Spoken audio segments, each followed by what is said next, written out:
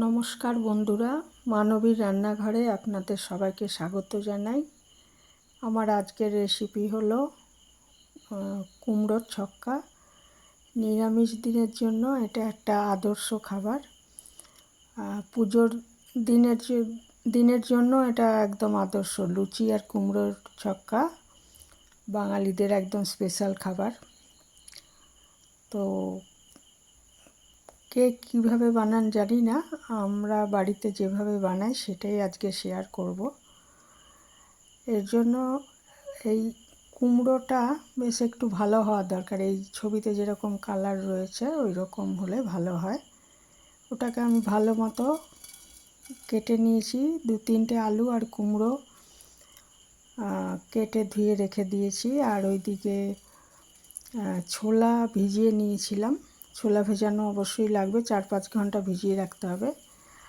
আর এগুলো রেডি হয়ে গেলে একটা শুকনো খোলায় এই একটা ভাজা মশলা তৈরি করে নিতে হবে। ভাজা মশলাটার মধ্যে আমরা দিই হচ্ছে ধনে, জিরে এবং শুকনো লঙ্কা। এটা শুকনো খোলায় ভেজে গুঁড়ো করে রাখতে হবে, শিলে বাটুন বা গ্রাইন্ডারে। তারপরে একটা ননস্টিক কড়াইতে আমি 2 চামচ তেল নিয়েছি। নিয়ে আগে তেলটা গরম হয়ে গেলে আঁচটা একটু কমিয়ে দেব। দিয়ে এর মধ্যে আমি প্রথমে এক চামচ মতো নুন দিয়ে দিচ্ছি। তারপরে এর মধ্যে কুমড়োটা আগে ভেজে নিচ্ছি। কুমড়োটা আগে ভেজে তুলে রাখবো, কারণ আলু আর ছোলা সেদ্ধ হতে একটু বেশি সময় লাগবে, সেই জন্য কুমড়োটা আমি আগে ভেজে তুলে রেখে দেবো। কুমড়োটা ভাজা হয়ে গেলে তারপরে কুমড়োর মধ্যে আর হলুদ দেওয়ার দরকার নেই।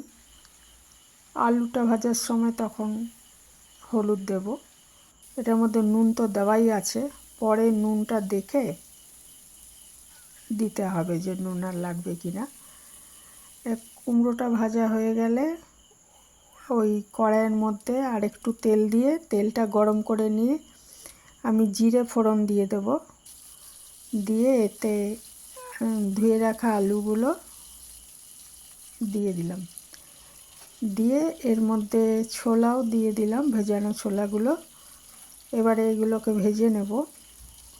একটু 2 মিনিট ভাজার পর এর মধ্যে আমি একটু দিয়ে দেব হলুদ আর হচ্ছে নারকেল কোড়া।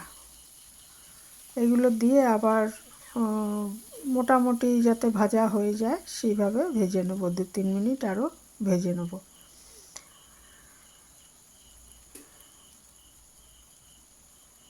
এটা ভাজা হচ্ছে। এদিকে দেখুন কুমড়ো ভাজাটা তুলে রেখেছি। আর এইদিকে আমার আলু আর ওই ছোলা ওগুলো ভাজা হচ্ছে। এবার এর মধ্যে আমি নারকেল কোড়া দিয়েও আবার একটু ভেজে নেব। একটু 2 চামচ মতো নারকেল কোড়া দেবো এর মধ্যে, 2-3 চামচ। নারকেল কোড়াটা না দিলেও চলবে, তবে দিলে একটু স্বাদটা ভালো হয় আর কি। এটা ভাজা মোটামুটি হয়ে গেলে আমি এর মধ্যে হাফ গ্লাস মতো গরম জল দিয়ে একটু ঢাকা দিয়ে সেদ্ধ করে নেব। মানে কুমড়োটা তো সেদ্ধ হতে কম সময় লাগবে, সেই জন্য কুমড়োটা একটু পরে দেব। ওটা হাফ গ্লাস জল দিয়ে ওটা ঢাকা দিয়ে সেদ্ধ 3-4 মিনিট মতো রান্না করে নিয়ে তারপরে আমি এর মধ্যে ভাজা কুমড়োগুলো দিয়ে আরও 3-4 মিনিট ঢাকা দিয়ে আবার রান্না করে নেব।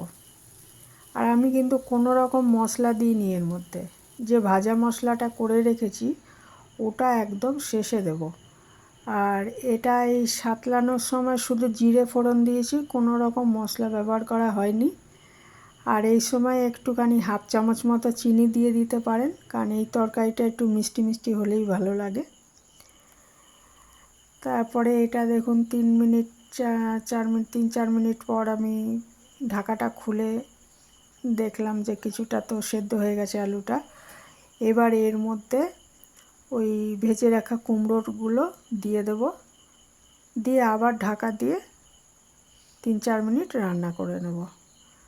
তরকারিটা সেদ্ধ হয়ে গেলেই আমার ওই ভাজা মশলা দিয়ে নামিয়ে নেবো, তাহলে ওটা রেডি হয়ে যাবে। মানে এটা হচ্ছে ঝোল থাকবে না, একদমই মাখা মাখা হয় তরকারিটা, শুকনো হবে।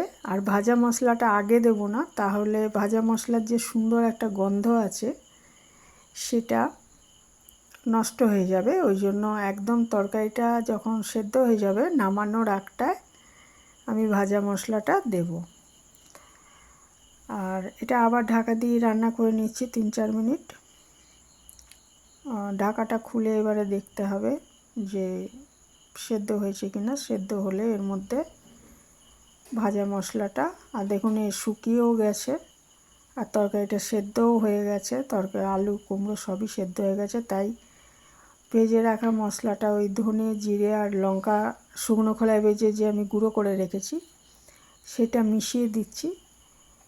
দিয়ে এবারে এটাকে আমি ঢাকা দিয়ে আবার 2 মিনিট রেখে দেবো, যাতে গন্ধটাও এর মধ্যে ভালো মতো চলে যায় আর একদম রেডি হয়ে যায়। তাহলেই আমি এটা পরিবেশন করতে পারবো। এটা লুচির সাথে সবচেয়ে ভালো লাগে, তাছাড়া রুটির সাথেও খেতে খুব ভালো লাগে।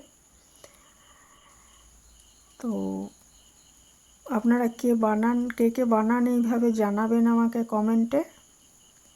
আর ভিডিওটা লাইক কমেন্ট করবেন। আর কমেন্ট করার আগে অনুরোধ রইল লাইক করার জন্য, কারণ লাইকের থেকে কমেন্ট বেশি হয়ে যাচ্ছে। তা অনেকেই মনে হয় পরে লাইক করতে ভুলে যাচ্ছেন। যাই হোক, এটা আমার অনুরোধ রইল, এখানেই শেষ করলাম।